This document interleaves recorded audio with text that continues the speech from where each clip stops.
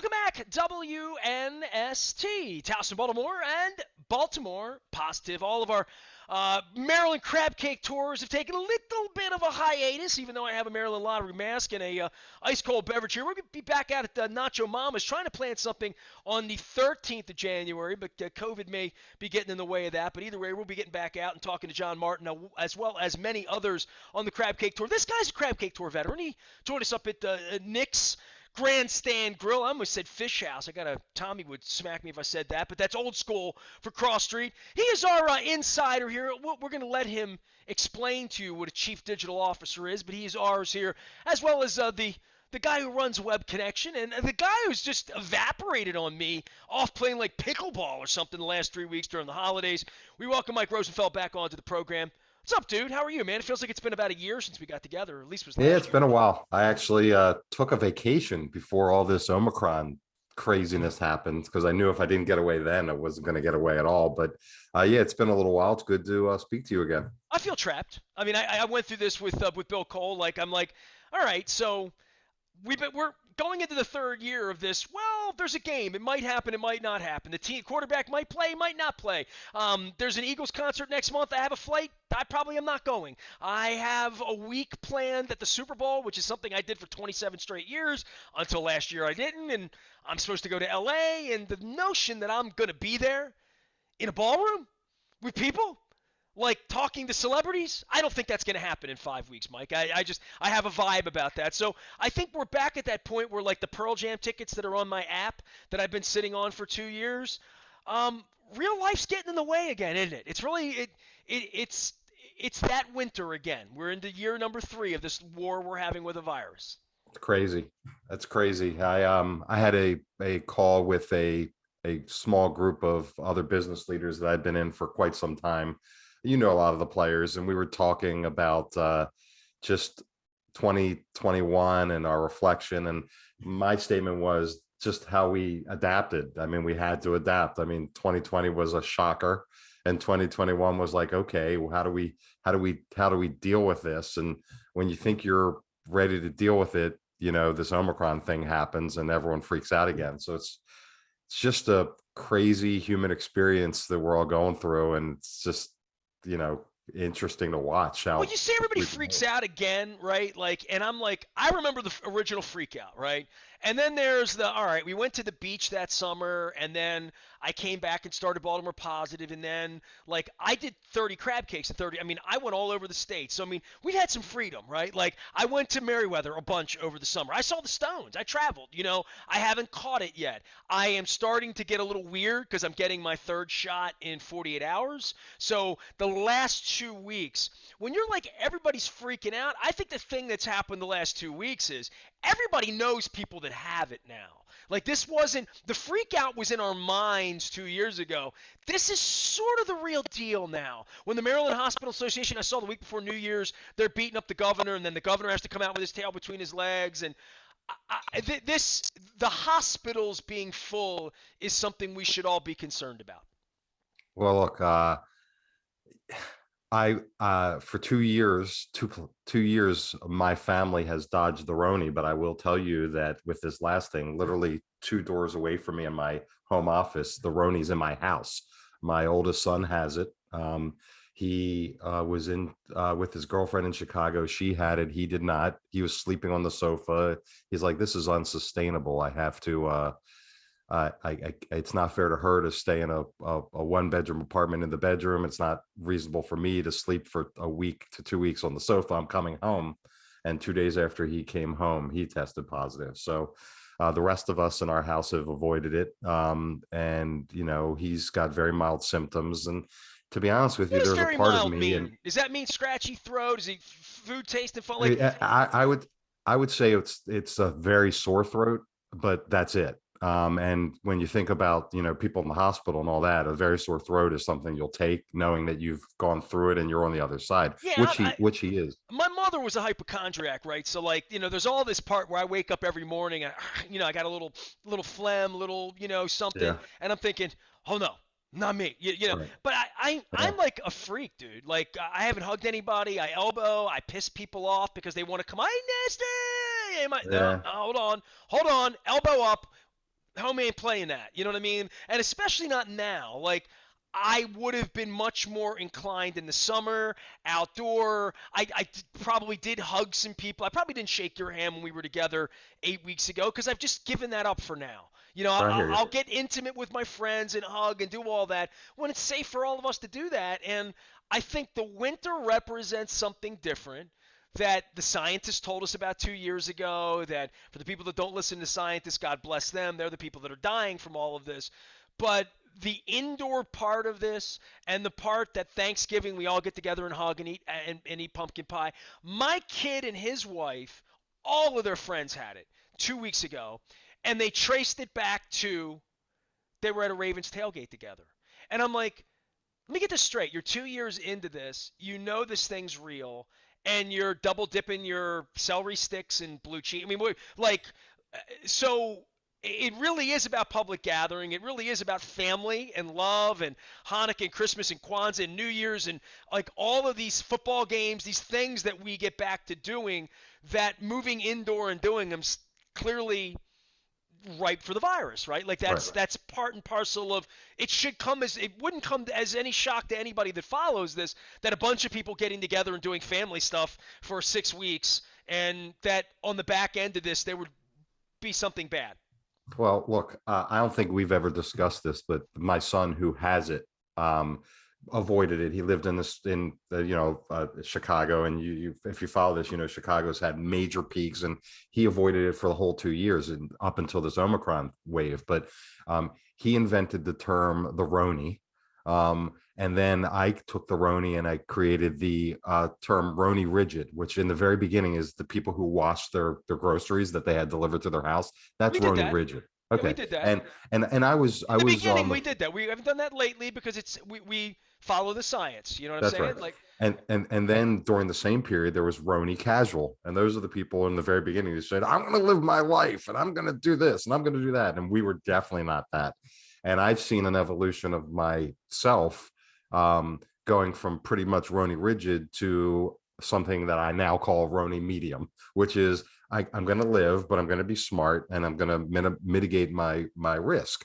I've been on countless flights. We have family in Florida. I feel very safe on an airplane, and I've avoided it, knocking on wood, up to this point. I think the calculation is, and I thought this through when my son had it, and I heard that the Omicron symptoms were very subtle. I was like considering just getting it, and only because I wanted maybe the potential 3 months of maximum coverage that you get from having your own natural antibodies. But I said, if it happens, it happens. I wasn't getting in his face and saying, breathe on me. But if it happened, I was also off for a week. So I figured if I get it, I'd rather it be during this downtime where it's not going to affect my business and my ability to do things. So, well, I planned my shot, right? And then I couldn't get the shot. My yeah. whole idea was like, I'm going to do this right around New Year's, long weekend. Hey, and then I went out to get a shot, and they're like, sign up on January the 7th or whatever. And I'm like, okay. So, like I haven't gotten my third. Have you gotten your third booster? I did, and a bit of actually very close to when you were able to get your booster. So I've had that for some time. So I Yeah, feel I would some. feel. I'm going to feel better after my third booster, but even then, I, d- I just have lived my life differently than when you say rigid, I have squirt in my car that when I come back to my car wherever I am and I've touched stuff, I rinse my hands. I had a wife Mhm. who spent 155 nights in a cancer ward. I'm a different cat at this point. You think I I hear like you. putting the mask on, smelling my coffee breath at 6 in the morning? My wife's on, hanging out at the hospital on day 28. I did that, and I wore a mask all day, every day, and I got zits from it. All the stuff that the doctors and the nurses have dealt with. But the thing that's really pissed me off lately is the disregard for the science and now the consequences. And I went into this with Bill Cole earlier this week, and I'll do some sports, and it's Big Ben, and it's a new year, and I'm Baltimore positive, and BAL's got the Orioles again, and but the consequences as Americans, we don't like consequences, dude, right? I mean, like, just on a real level, we like to do what we want and F you, and things are fine, and I'll be okay, and we live free and all that. This last 2 years, and as we're on the backside of the insurrection a year, into this, um, what a what a complicated thing. But the one thing that I would say is the consequences of not having vaccinations, of not stamping out the virus. The consequences are we're still wearing masks. And this is the scientists would have told us this is the way it was going to go. If this is the way you're going to behave during a plague, these are going to be the consequences. You're still going to have a mask 3 years later.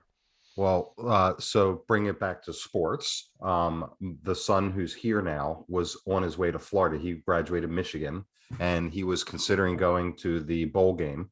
And instead, he did the responsible thing. He came home. He isolated. Then he got it, and he stayed home. He's still here. He's going to Florida now on Friday because it's been 14 days, and that's well beyond the CDC recommendations. But at the same time, my wife shows me a friend of hers husband who had the virus, tested positive, and was at the game. No mask, in a crowd, knowing that he had the Well, this is why virus. I wear a mask, and this is why I don't go around people. You know what I mean? Like that would be the if people are going to misbehave, we're not going to go there. We're not going to be a part of that. I'm not going to your unmasked party. I told a story a couple weeks ago, and and I'll gladly, I'll have them on at some point. My dear departed friend Ted Venetoulis. He left us a couple months ago. We've talked a lot about him here. He left his legacy with the journalism think tank and the group from the Baltimore Banner, and they had a party, and they had it a couple weeks before Christmas, maybe a week and a half, 2 weeks before Christmas. My wife was gone, maybe like the 10th. So it was a holiday kind of thing, but more of a get together. And there were some significant people there. I'm not going to name drop, but it was a small room of people, maybe 100 people in the little restaurant over where the museum, the Visual Arts Museum. Mm-hmm. It's been a Latin restaurant for many times, right in my neighborhood. And it was the one time during the plague that I walked into a room. Nobody was wearing a mask, and I didn't wear a mask, and it felt like unprotected sex when you were 16, right? And I Mm-hmm. was a parent at 15, so I know about this. So I speak of, consequences. Mm-hmm. 37 years later, my son's a beautiful consequence of that. But nonetheless, I went into a room for an hour, and I walked out of there, and I know this where the Omicron was happening about a month ago, and I'm thinking they planned this party in October when things were cool. They planned a room, and they wanted to have people, and they wanted to make it intimate because that's the way you want to make parties. And then when we got there, it was like food was out, servers were masked, no one in the room was masked. It was clearly not safe. It's not something I would do tonight. It's not something I'm bragging about, but it's something about like the vibe was right. You're there. Felt like, hey, it's holidays, eggnog, all of that. And I'm thinking to myself, I isolated after that for a couple days. I'm like, you know what? I probably shouldn't have done that. And it was the one time I sort of went into an environment, and I think it's a fatigue issue, Mike, right? I mean, more than anything, it's just we all want to do something normal, and it's starting to slip away. Those Merryweather nights and those things we did in the summer that were safe, and we didn't wear a mask. And my crab cake tour, we went, we were outside a lot, but if we went into a place to go to the bathroom, into Royal Farms on the Eastern Shore, no one's wearing a mask over there in August. We did though, because my wife, so there is the point where, like, to your point, I could have been the only guy in the room wearing a mask. There were a couple people at that banner thing that did keep their masks on, and I'm wondering psychologically, I know better. I know better. You know what I mean? I know better, and I let my guard down. I didn't get sick, thankfully, but I'm not. That's not going to happen again. That was my little lesson. Well, I'm at the stage where I'm like, so you said you let your guard down, and psychologically, I mean, I love to just kind of watch people, how people behave. And if you look at the US, the land of the free, and my rights to do this and my rights to do that, and there's a direct conflict with saying, hey, in order to get in this restaurant, you have to have a vaccine, you have to do this, you have to do that. And No, it can I and clarify? They yeah. stripped me down when I went into that party to make sure I had a card. I had to show my Vax card. It didn't matter. You know what I mean? To me, that's great. Now put a mask on too, probably, right? Not Right. probably, definitely. Like Right. I want to go back and, like, it's like unprotected sex. Probably was a bit. No, probably wasn't a great idea, right? So like all the way through this, you'd say, all right, I look back and say I shouldn't have, but they were checking cards and all that. So I don't want to be disrespectful to the banner people because it's true.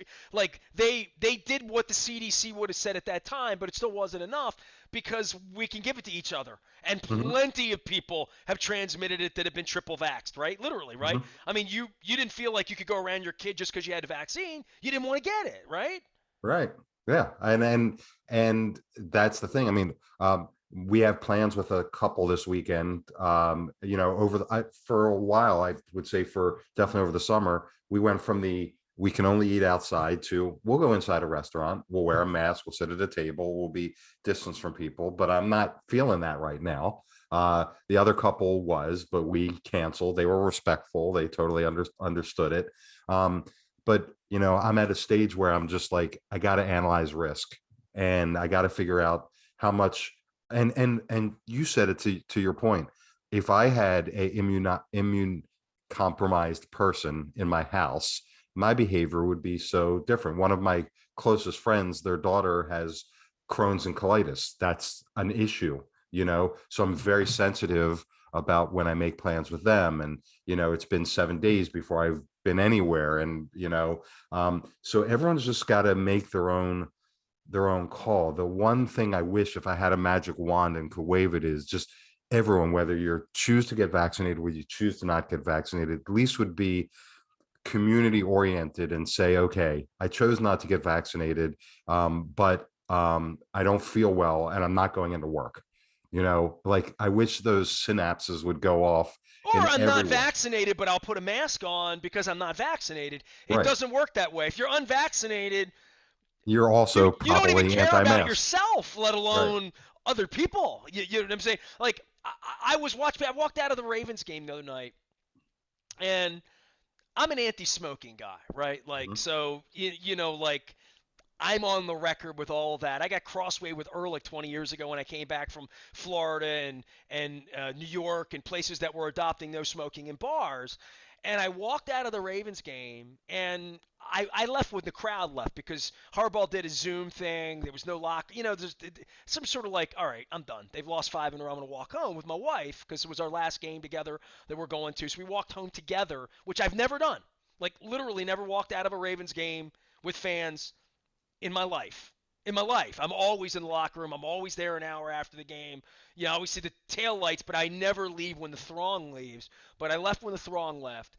And I was just blown away by how many people just pulling out cancer sticks, blowing their vapor everywhere. And I'm thinking, I can smell your cigarette. That probably means I can smell your breath. And I'm thinking to myself, like, go over the, like, just your like blood. Like I'm thinking to myself, my God. I mean, I know we're outside and all, but we're in like a tight space. Go have a cancer stick over there. I just thought about like, oh, that's the person that like the hug, the handshake, the mask, the anti-vax, the people that are flying against the grain, not just of the science, but of just being a good citizen. Yeah. Just being a good citizen, being a good human, to not infringe upon other people.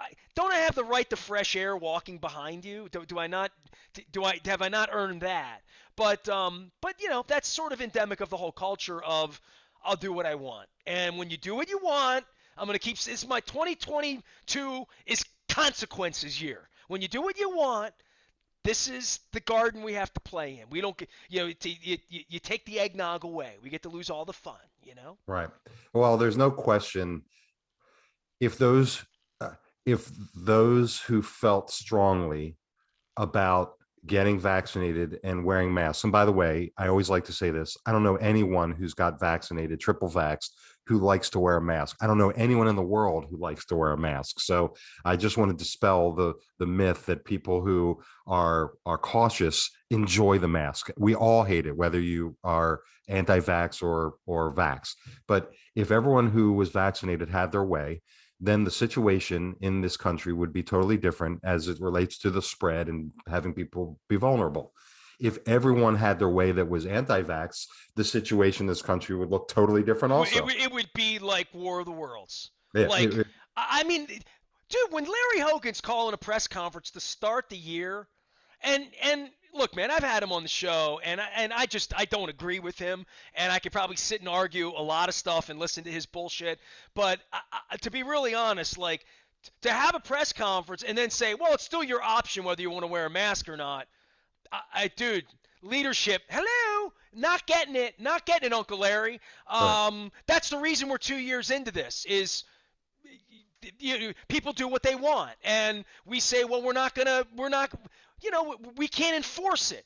How about if you just strongly recommend it? How about if you tell people why you recommend it? And the real reason now is, do you have anybody in your life that's a doctor or a nurse or vulnerable? And Right. if you care about them 2 years into this, this isn't a hoax. This isn't Right. but when people are, and this probably speaks to digital, it probably speaks to Zuckerberg and probably speaks to Facebook and where people get their information. Dude, I've had an FCC license for 23 years. I pay a lot of money for it, keep a tower up. I really thought, honest to God, Mike, like in my heart of hearts, I really believe when I purchased it that if I went on this airwaves and said stupid shit like don't get a vaccine, that they would take my license away. Like, you know what I mean? Like stuff that thought that's why we I don't want to say free speech and the free internet. This is the part of the freedom of our society that I think Orwell understood, but some other people didn't.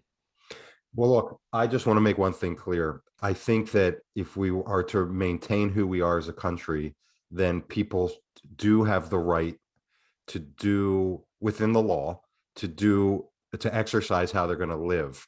I also feel like private companies like insurance companies can say if you're not double vaccinated or if you're not triple vaccinated or you've not gotten the vaccine at all, your insurance premiums are going to go up 33% as a consequence of that. You can live your life any way you want, but as an insurance company, and believe Yeah, me, I you have can no love. drive however fast you want until the I, police get behind you, I right? have no Literally. love. I have no love for insurance companies, but if someone has to pay money, excessive premium because they're choosing not to do something that's in the best interest of society and themselves, and it costs the insurance company more money, let them pay. The insurance Um, company would call that a consequence.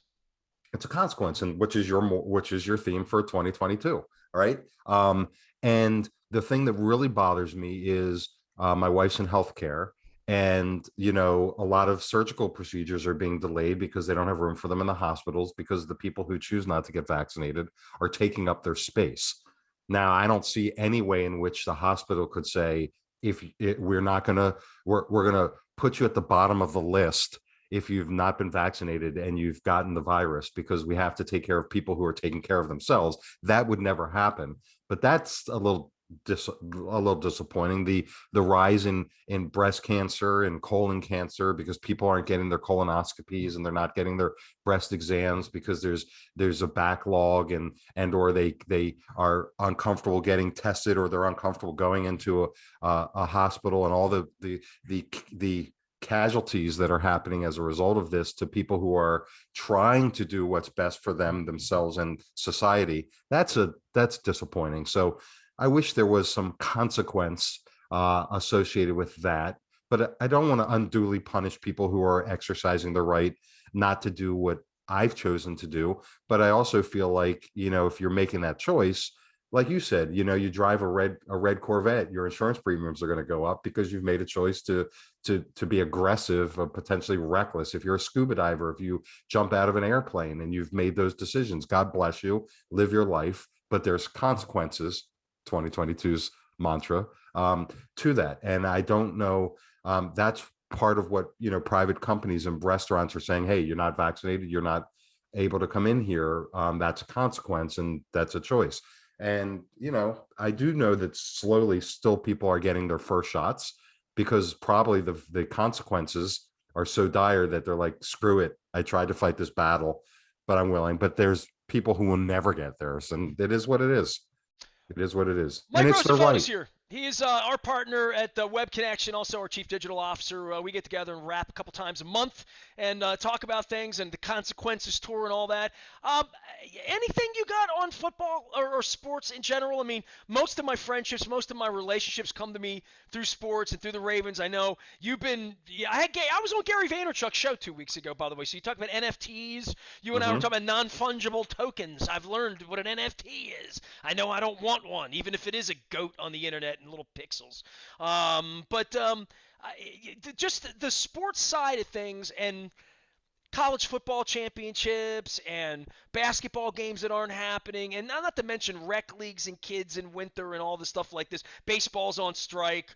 You have three cheers for BAL to get a baseball team. It's not playing right now, so God bless them. But man, football's the thing we've all hung on, and we're 8-3, and then poof, it's all over with, right? Like that was kind of like to go back in the basement and have the football season just end on Thanksgiving was a little weird this year.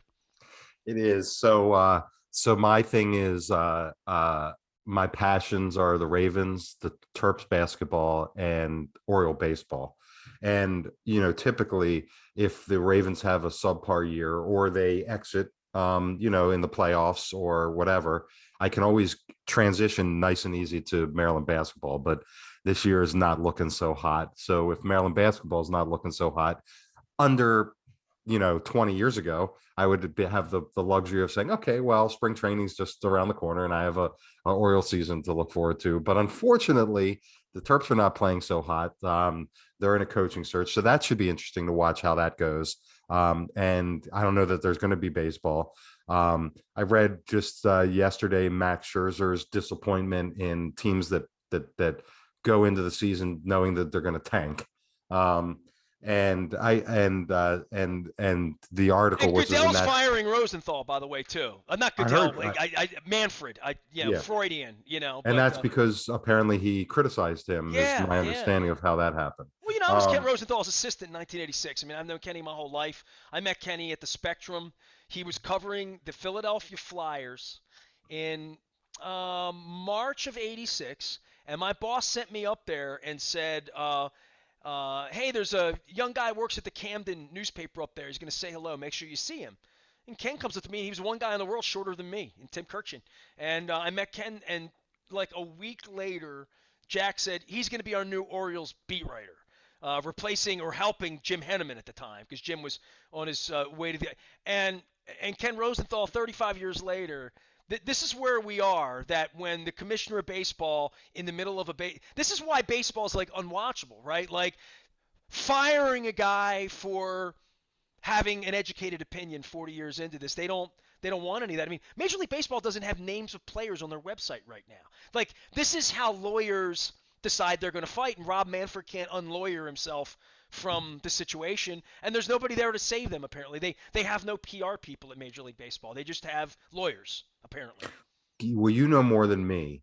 The problem I see with baseball, short of like teams like the Rays, which go through horrendous dips of 3 years, but then they trade, they have no they have the low they have a low payroll as many teams. But what is the justification for baseball not having a salary cap? How can a team like Tampa Bay compete with the Dodgers, the Yankees, the Red Sox, the Mets, and the big markets? I know that they put a luxury tax in that would hopefully fix that, and I don't and know enough. everybody just played it like lawyers do, and they skirted around it. It's like this: we're not going to bring Rutschman up to start his clock. All of these things that have really wrecked the game. I mean, But and I say this 30 years into this, dude. You're talking about stuff that in the 1990s, I I was the guy on the radio in 1994 in the middle of the strike when Joe Smith's playing for the Terps. Stopped 3 years into my career wondering whether I was going to have a career. We were never going to get a football team here, if you remember that, right? This was the era where Charlotte, Jacksonville, all of that. I And now the remember. baseball goes on strike, And I was the guy on the radio that we're going to, Angelos was going to, we're not playing, we're not fielding replacement, all that, Ripken streak, like, and I'm thinking to myself, if you really want people to ever care about this, you can't have and have nots. Like, that was always the part where football was getting it right even then. And all of this American, red blooded freedom, free market, capitalism, all of that was, caveat emptor, let's just we'll buy baseball players for $90 million and their arms will fall off, and we'll have Peter Angelos make billions of dollars while the team is in decay.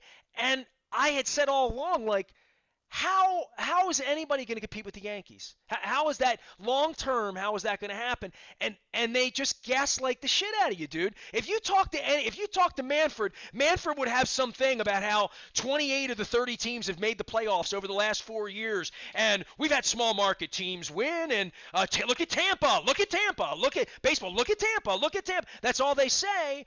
And now they've gotten the fans, and then of what's left of them, and this is when I get nasty Nestor on me 30 years in, that's why I can't sit and talk to sports fans all day.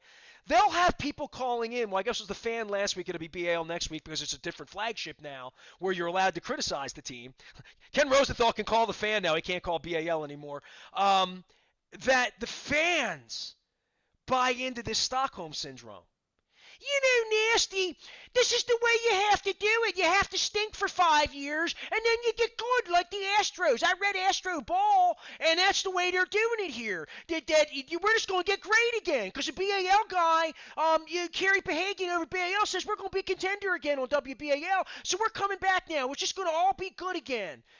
No, dude, you've sucked for 5 years. Your coffee's terrible. No one wants it. No one drinks it. No one goes. You've lost 107, 112 games. You almost lost 100 games in a year they didn't even play, right? So this notion that the fans are okay with all the losing because there's going to be the pot of gold on the other side of them hills, that's what they've sold these baseball fans.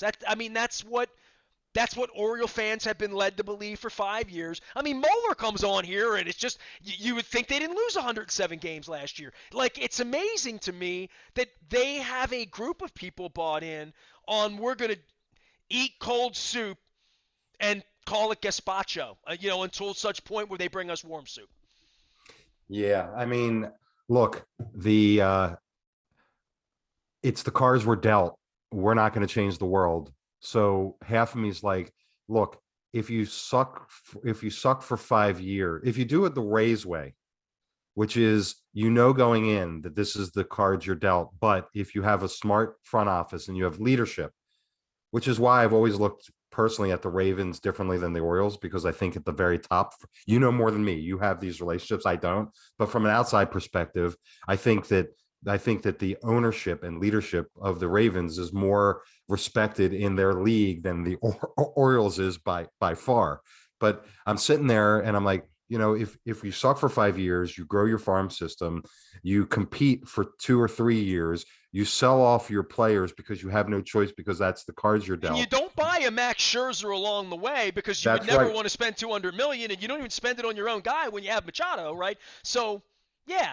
Yeah, and then you say, and you don't want Adam Jones over $1 million at the end. Let him go play in Japan and discover, Kobe beef, which he's now discovered on the internet. It looks delicious. Thank you, Adam. Right. Audie sent some over. But yeah, I mean, what they've done here is they've destroyed the franchise while the Nationals have won the World Series, and they've printed money. There's been no consequence to the stadium being empty, other than if you're the guy selling the Southwest Airlines ads or the Wise Markets ads, that there's nothing to sell. And I had Marty Conway on this week about that. They literally don't have a business right now, Mike. And even when the old man before he was eating pudding, he wouldn't put the tickets on sale till March. They're not even an entity. And I don't even know that the fans should feel bad about losing the rights. Like, I think they're having a party over there at Odyssey. Yeah, I mean that's my biggest fear. I've heard you from time to time say, they may move or they may this. I mean, if the Orioles leave town, I mean, just a psychological punch to the gut. I think I'd rather have a crappy 100 loss team than no team at all. And frankly, my hope is that either the kids, and you know this once again, are will run it better or have to sell it or choose Dude, to dude, sell dude, it. dude, dude, dude, dude. Now you're hallucinating. Now I got to go nasty Nestor on you. I love Do you, do, do, but do they're 55 years old. If they were going to create something, it would be created by now. They've had their fingers into the team for 30 years. They've basically run it the last 10.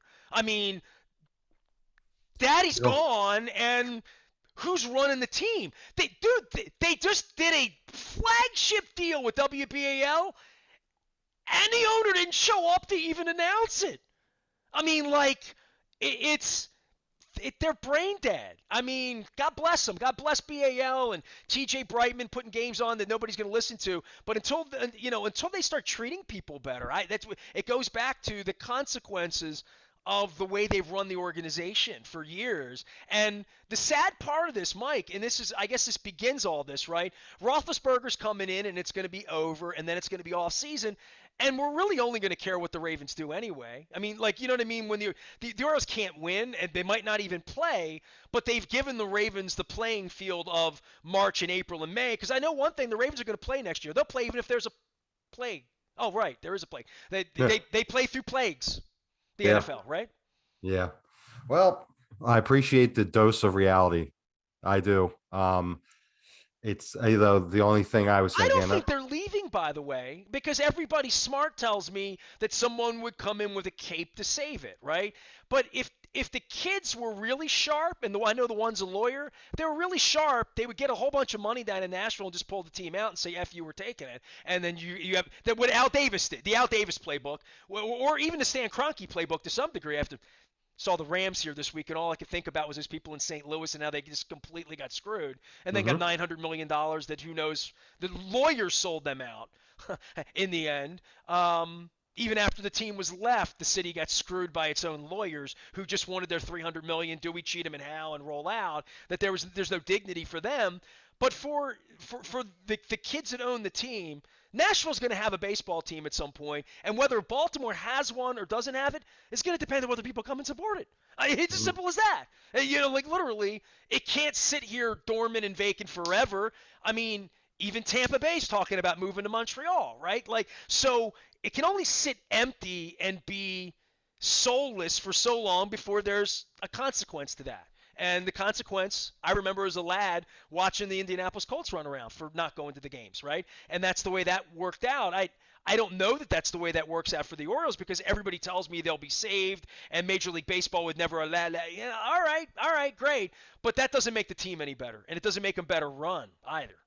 No, I mean, I hold out hope. I don't know how often it happens, but I know in the past, the patriarch passes and the kids, because of whether it's estate taxes or whatever, are like, you know what, let's just flip this team. Let's cash out. Let's get out of here. And you never know who's on the other side. If that person's going to be a better owner, look at I don't know. I mean, the Browns appear to be, Cleveland appears to be run better under, different ownership. Who knows? But that would be the only hope I would have to break this cycle of just someone coming in, a and being a better leader, a better executive, and turning the culture around. If That's you all I want to have a think. fun one, listen to me and Marty Conway throw it around about the end of the Steve Bisciotti era this week because we're closer to that than you think too. We've had a really stable, even if awful, with baseball, right? We've had 30 years of Peter, we've had 20 years of Steve, give or take now, going on that.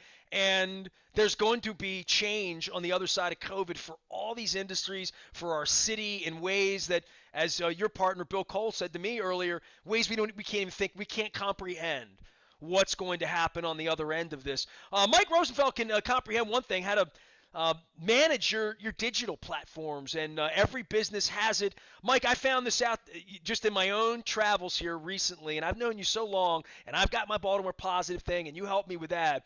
But how important every restaurant's website is, especially now we go into third winter, where when Jen and I went to Beaumont the other night, we carried out on New Year's Eve. And we're carrying out. We're curbsiding again.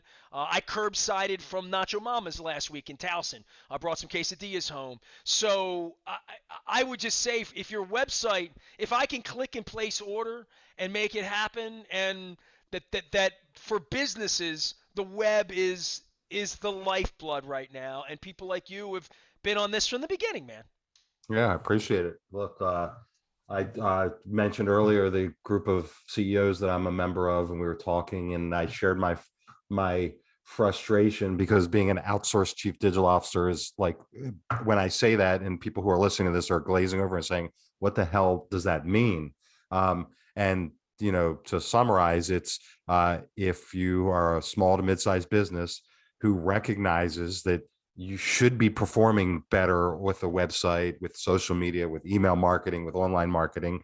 Your competitors are doing it, but you're just stuck in quicksand because you're paralyzed to do anything about it. Those are the clients that I work with. And unfortunately, most people just undervalue or are too stubborn to admit that they don't understand it and are losing out on business opportunities because of it. So the only people that make sense that I work with are people who are pissed off, frustrated or competitive, that their competitors are killing them online. They don't know how to compete, and they need someone to guide them and help them.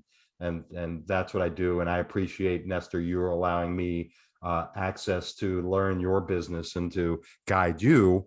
Hey, when I figure uh, my business out, I'll let you know. How about that?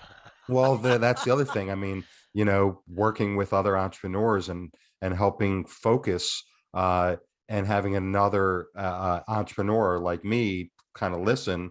There's some value there for my client, and there's value for me. I'm always learning from my clients, so it's a great setup. All right, we'll talk about our real business later in the day. Mike Rosenfeld here. You can find him at Web Connection. He's on the front of Baltimore Positive as well. One of our friends and insiders, and huge sports fan. I mean, goes without saying, you love the Ravens, the Orioles, the Terps. When you said that, I'm like, oh, you're like all of us. Yeah, you like the Yeah, Orioles, Ravens.